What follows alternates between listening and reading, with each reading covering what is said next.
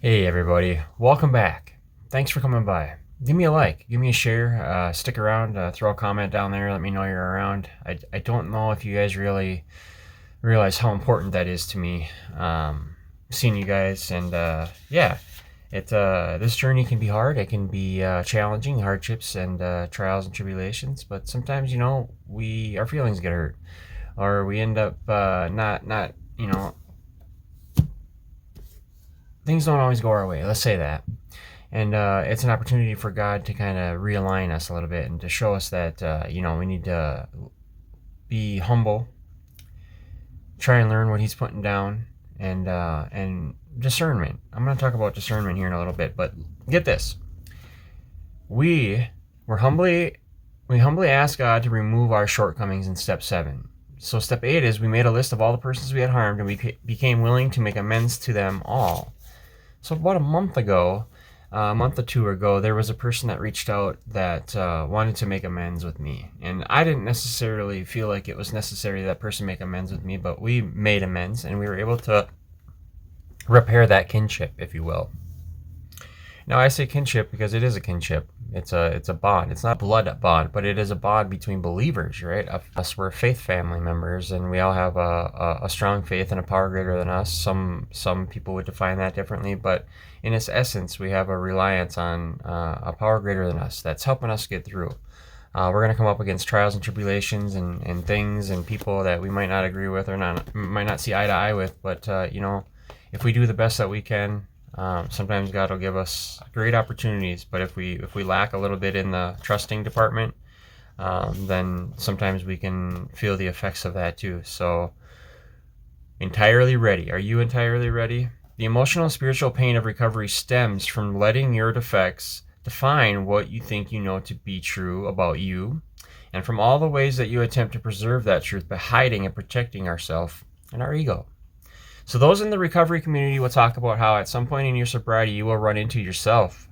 And by this they mean eventually you will realize the majority of the problems you are experiencing can be traced back to none other but you, me.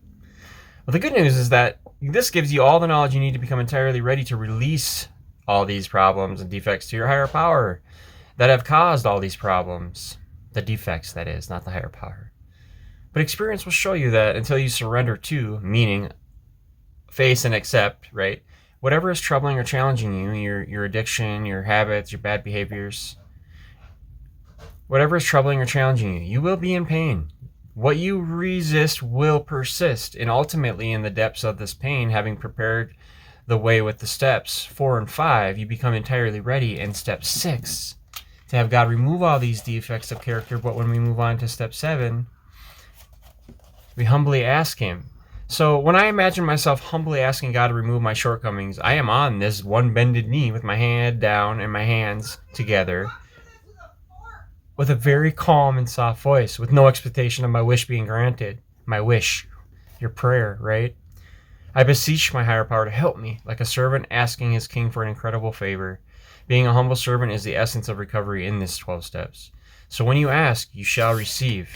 So step 7's promise of humility says that no unhappiness is too great to be lessened, and no defect of character is more powerful than the spiritual solution of the 12 steps, and a power in a relationship with a power greater than you, right?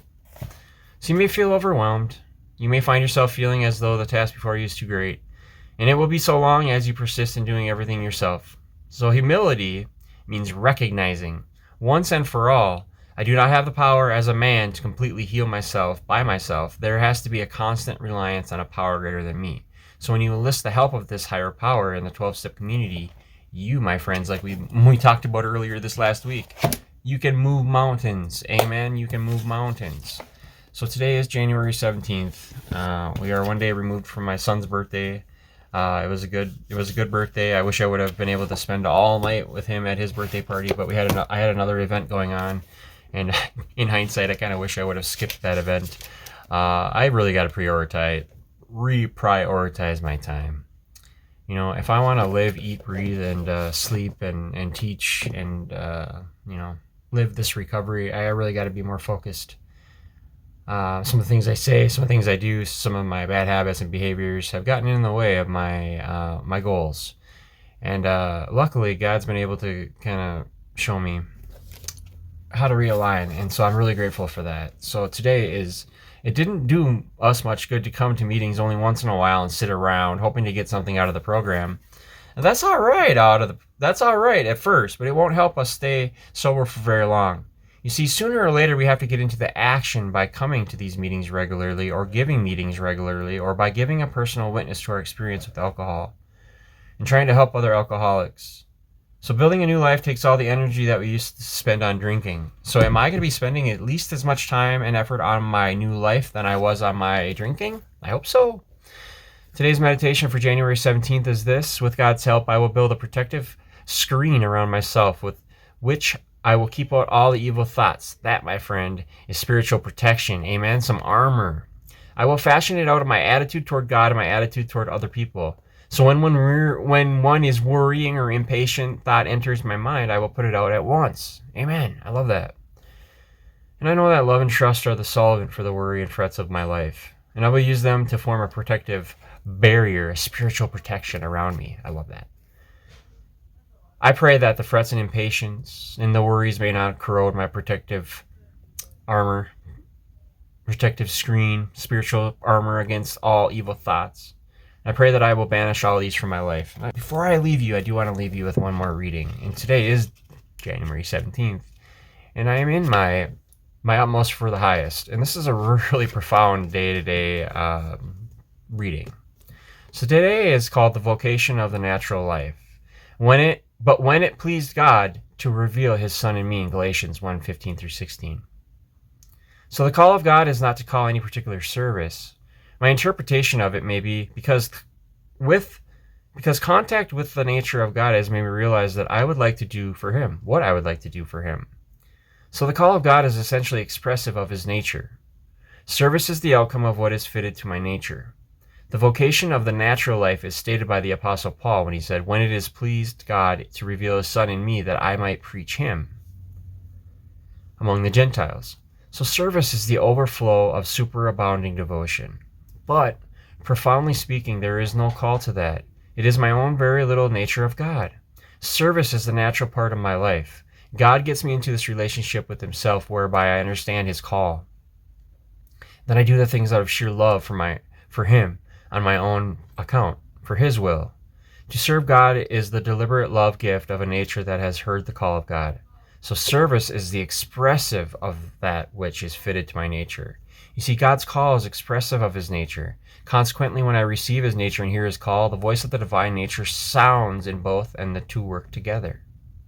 The Son of God reveals himself in me, and I serve him in the ordinary ways of life out of devotion to him. Might be a little spiritually mushy for you, but that right there is up my alley, and that right there is going to keep me sober tonight. I know it will. And tonight is all we're worried about, because today is one day at a time. We take it one day at a time. And so if the messages are continuing to come through every day, I hope you guys are watching them. And although I am going to be going through a little bit of a spiritual realigning time right now, that doesn't mean that anything is in the way of me trying to get these messages out. So I hope you guys all liked it. Give me a like, give me a thumbs up, and we'll see you around, okay? Have a good night.